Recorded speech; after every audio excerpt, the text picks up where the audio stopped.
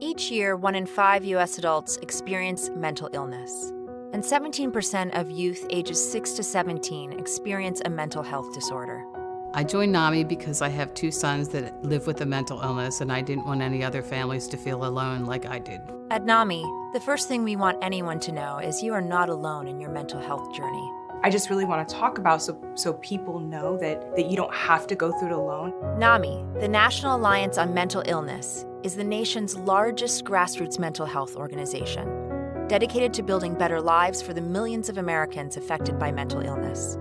We started as 2 moms, gathered around a kitchen table in 1979. And today, we are an alliance of more than 600 local affiliates and 48 state organizations who work in your community to raise awareness, build advocacy, and provide support and education. NAMI envisions a world where all people affected by mental illness live healthy, fulfilling lives supported by a community that cares.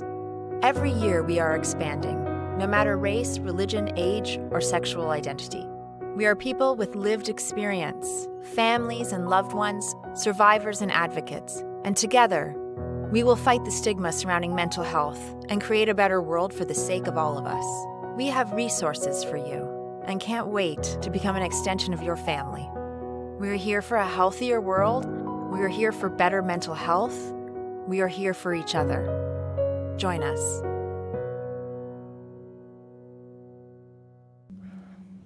Hello again, John Pulaski here, and with NAMI, the National Alliance on Mental Illness. And today we're going to be talking about something that affects just about everybody in Montana, one way or the other, called suicide. And my guest is Darla Tyler-McSherry. And Darla is a farm girl from up at Big Sandy, but most recently has been now the head of the mental health service at MSU Billings. And we'll be talking about that in a minute because there's a good connection there too. But Darla, let's start by talking about what farmers won't talk about. Sure, and thank you, John, for letting me have some time with you and your audience today, and thank you for NAMI for inviting me to be here. There's definite things that farmers will talk about for a long time. It could be rain or lack of rain and the to-do list. But yes, there are definitely some things that non-farmers might not understand that they don't really want to talk about, such as how much Yeah. land do you have and how many cows do you have? Yeah. Those are the two, and don't sit on your spurs. Exactly. Yes. Yeah. Yes. But then it's kind of awkward then because we have brandings. Mm-hmm. And my God, that's a community thing. Everybody comes, nobody gets paid. They all throw stuff in for food and beer and entertainment and whatever along the way. But then you wonder sometimes what are the conversations that settle down and start having around there. But I think a lot of times people just don't understand how to talk to somebody to find out how you doing. Yes, exactly. And that's something that we need to work on so much as a society, and especially in rural America, our farmers and ranchers. We know from the data that Montana struggles as a state with mental illness. When you look at the suicide rates across the nation in the past 40 years, Montana has always been in the top 5. The most recent data from 2020 shows that we are number 3. And so there's a lot of concern, there's a lot of heaviness, there's a lot of weight that our farmers and ranchers are carrying, and it can be difficult. So one of my goals for Ask In Earnest is really becoming more comfortable in talking about mental health issues. And if we're worried about someone, we're really going to ask them. We're going to ask them, and we're going to be prepared to hear some things that might be really uncomfortable and really scary for us to hear, but know that we can have the skills, we can have the confidence to really be a lifeline between that person and getting them connected to help. Let's back up and talk about your personal experience Sure. with suicide in your family. Sure. Unexpected? Absolutely unexpected. So my dad was a third-generation wheat farmer. He was born in the farmhouse that my brother and I were raised in. He was so proud of the fact that he was either a part of or led harvest every year for 70 years, 71 years. Stereotypical Montana farmer, hardworking, very humble, very down to earth, proud of what he accomplished but wasn't a braggart, willing to help people, loved a good story. That last summer that he was alive, he had experienced vision issues throughout his whole life. So that last summer, there were some really significant things going on with that. And then later on in the summer, he also started to experience other health issues. And, you know, the crystal ball, looking back, you know, what was going on in his head, that, you know, what did we miss? I think those are just really important factors that that really tie into a theory that an Iowa psychologist and farmer has coined, the agrarian imperative theory, that we can talk about later if we get to it. My dad was no longer able to be the leader, no longer able to be a contributor. His health was such that he wasn't able to be out of the house, really. And so that September in 2016, my dad took his own life on the family farm. He was born on the farm and he died on the farm at his own hands. And I think we were like so many other family members who were just totally blindsided by it. Looking back now to, you know, what were some of the warning signs that we missed. So in the days after my dad passed, I was talking with one of his friends, and his friend said, you know, when your dad was in town and he would see you walking down the street, he would stop and he would ask in earnest how you were doing. And he wasn't doing it to be nosy or gossipy. He just really cared about how you and your family were doing. And that's really probably one of the most beautiful things that anyone has ever said to me about my dad, and it's true. I mean, that was my dad.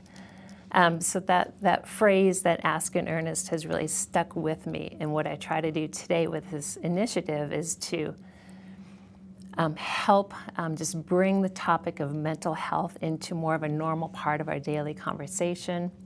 Let's tackle that taboo of what we don't talk about in rural settings.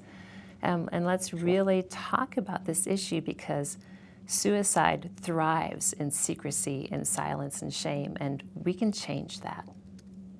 That's great. I'm going to back up a little bit again, because our family has been touched by that too. I have a cousin who lost his son because he got a speeding ticket, and he was too embarrassed to tell his dad, and so he took his own life. And you know, what do the survivors do? That's part of what I want you to address too, because in agriculture, you know, there's so many responsibilities, and I've seen this on these multi-generational farms, of where the young kid is now, you know, here it is, you run it, you make all the decisions. And yeah, I'll step up, but there are a lot of things that I don't feel comfortable doing that with. But out of either embarrassment or whatever, I'm not going to ask you, Dad, or I'm not going to ask you, Grandfather, that you should be doing that. And then that all weaves in with the socioeconomic and psychological things that come along. You know, a lot of times you stop and think about, you know, when did Dad take you behind the shed and tell you about the birds and the bees? Well, that never happened, you know, for me anyway. So how do you bridge that gap of the stigma of not wanting to talk in a family about things that you may realize what are going on? Yeah, so you bring up so many excellent points. Dr. Mike Roseman, the Iowa psychologist and farmer that I mentioned earlier, developed this theory called the agrarian imperative theory, and that it states that farmers, ranchers are willing to tolerate unusual pain, adversity, They rely on their own judgment. They work extremely hard on extreme conditions to hang on to their land at all costs, because this isn't just something I started on my own. It's my great-great-grandfather, or it's my grandfather. I'm third, fourth generation farmer. This is on me to continue and sustain. Those things that make farmers and ranchers successful by being able to be your own boss, make your own decisions, rely on your judgment, tolerate unusual pain and adversity, can really work against you when it comes to mental health issues, because, well, my grandfather handled this and my dad handled this, so I should be able to handle it too.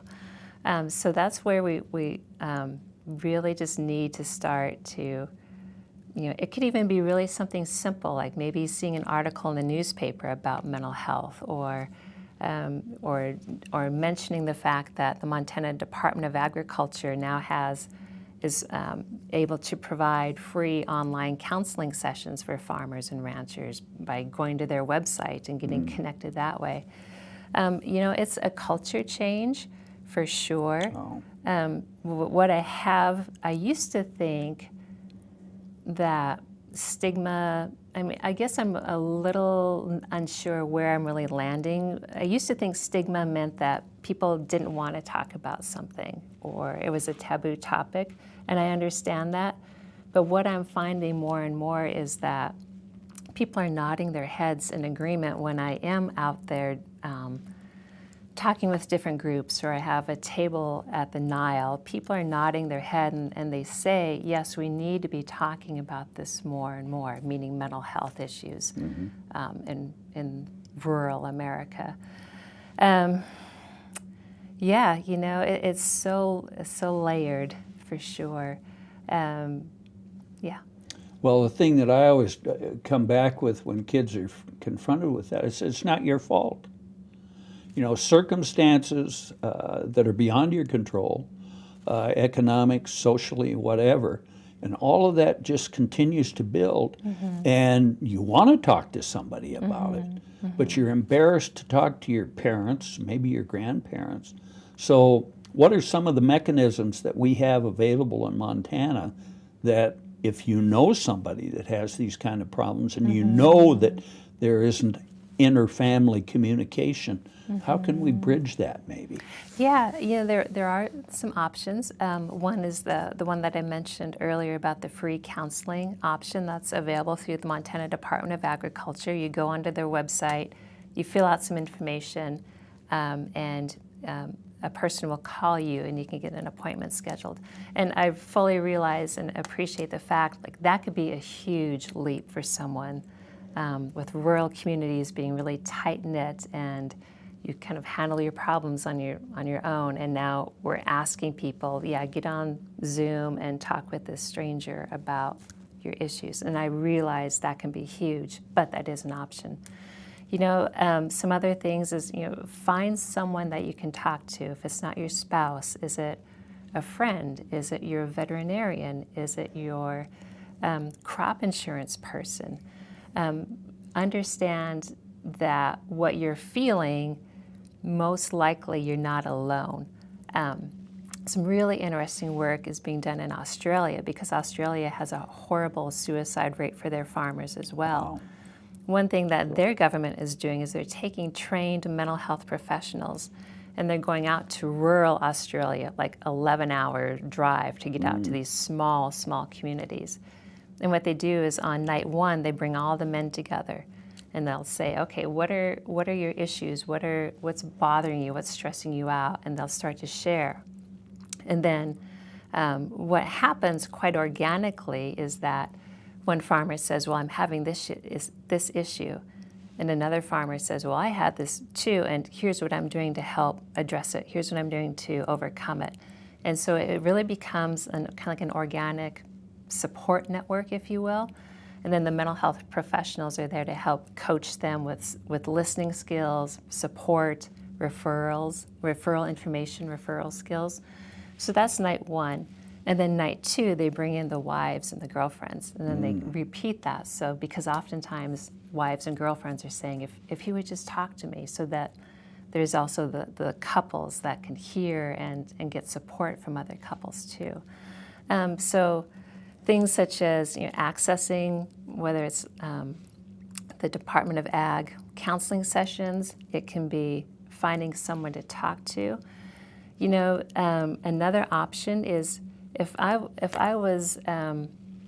knew you and I was really worried about you and I didn't know what to do, I might be worried about you if you're thinking of suicide.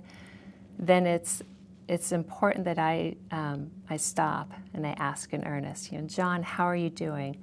I really noticed that you talk about the big 3 warning signs for suicide is the words that a person uses. I'm a burden. I don't have any more hope. I don't see a future for myself. And that person might not say that directly, but you can maybe infer that from what they are saying. And also a person's actions. Do they seem depressed? Are they really withdrawn from friends, families, activities that they used to love to do? And also their mood. Do they seem angry? And then actions. Farmers have lots of ways they have lots of means to use for suicide, firearms being one of them. In Montana, unfortunately, we lose 2 out of 3 people we lose to suicide used a firearm. So if we see those things going on, we can say, I'm really worried about you. I see that you seem really sad and you're withdrawn, and you're talking about buying more guns, or you have your guns close by. You talk about you don't have a lot of hope anymore. And we have to be able to ask that hard, uncomfortable question: Are you thinking of suicide? And how we ask is important. And we want to really approach that person in a non-judgmental way. Are you thinking of suicide really opens up the door to have a conversation versus, well, you're not thinking of suicide, are you? And especially maybe in this rural population, we might get some resistance or maybe some denial. But there was something there that was big enough that really made us want to ask that question. So if at first we have denial, then we just want to gently persist and say, well, gosh, that's, I'm not really understanding because of this, this, and this. But we also always want to be supportive. We always want to say, I'm here. Something that can be really helpful is calling the National Suicide Prevention Hotline. And even if it's not for yourself, maybe if you're really worried about a loved one, we can call that number, and those trained people on the other end of the line have really supportive, really super good strategies and help, so you're not left alone with trying to figure out, what do I do with this? Excellent information. Yeah. Some other things that you could also do is text the National Crisis Text Line at 741-741. If it really feels like this person is in immediate danger, we could say, hey, let's go to the emergency room, because that can be a direct source of help. So we could call, we could text, we could go with them to the closest emergency room, and I understand that might be 80 miles away for some people. We want to stay with that person, and we want to follow up. We don't want to just say, oh, I asked them and they said no, so it's all done. And then you turn around and have the regret that comes along with it. Yeah. Obviously, you've had this as an impact in your life, but how many other things have been involved to get you where you are today doing with the mental health service? Let's talk about that, and students. Yes. Whew. Students have so much going on. It's so different from when I was in college. It's a different world that they're living in. Yes, as up at MSU Billings and Student Health Services, we do offer mental health counseling, exactly. Students today, the national data shows that they're struggling with depression and anxiety and lack of sleep. Sleep is so important in so many populations. You're seeing that people just aren't getting rest. I think my personal thought is we're overscheduled, we're overcommitted, we're trying to do too much with too little time.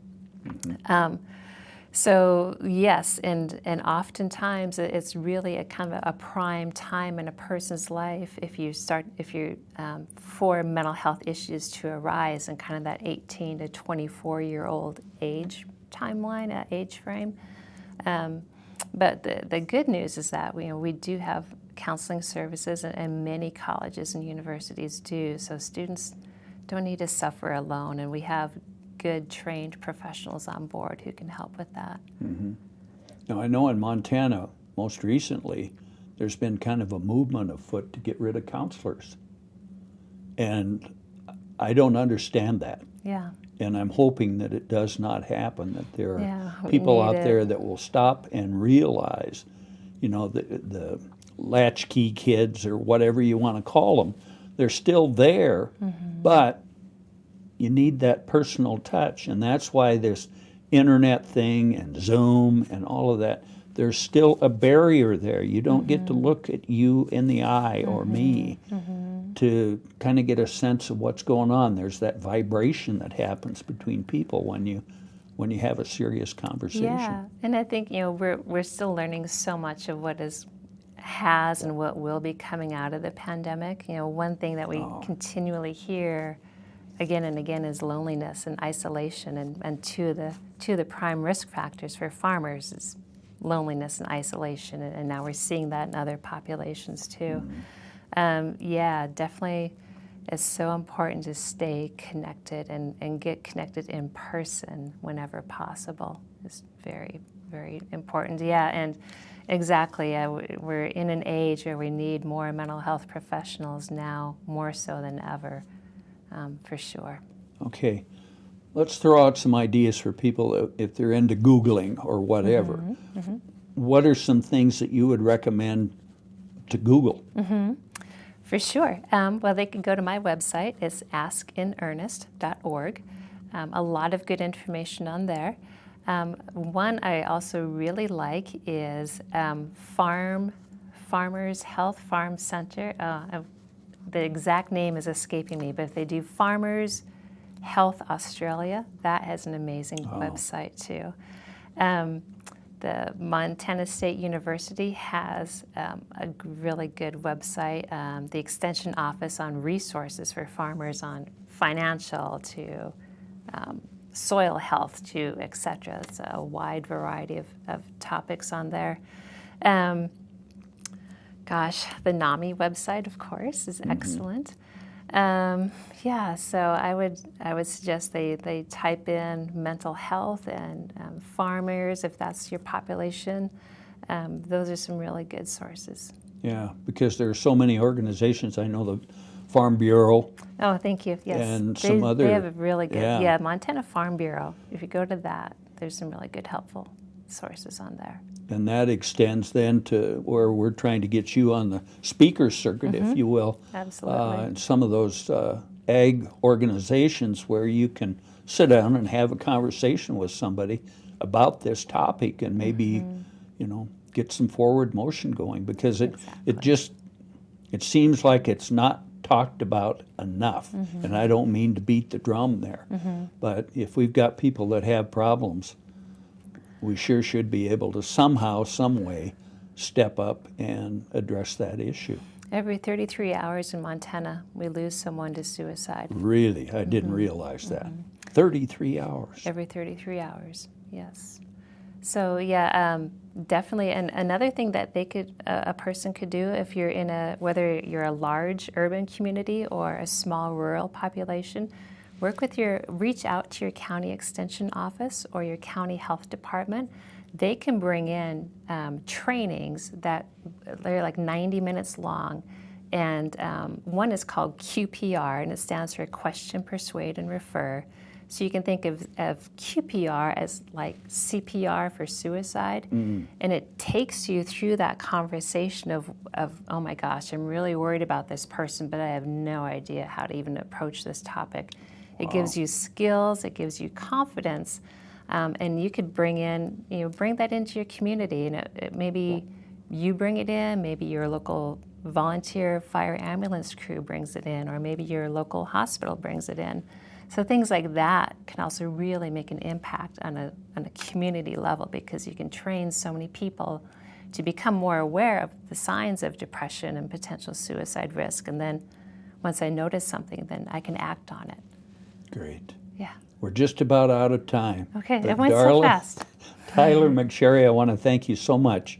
Thank you, Montana John. girl, and just everything you're doing in your life revolves around a tragedy, but you're doing so much to alleviate that, not only for you, but for other people as well. Thank you, John. I want to thank all of you for joining us today, and hope you have gained some insight. You can get a hold of Darla up at MSUB if you want to, or the NAMI organization that we talk from time to time about. So that's about it. I guess we could say, well, that's a wrap. Okay. And until we see you next time, have a good one out there on the trail. Thank you.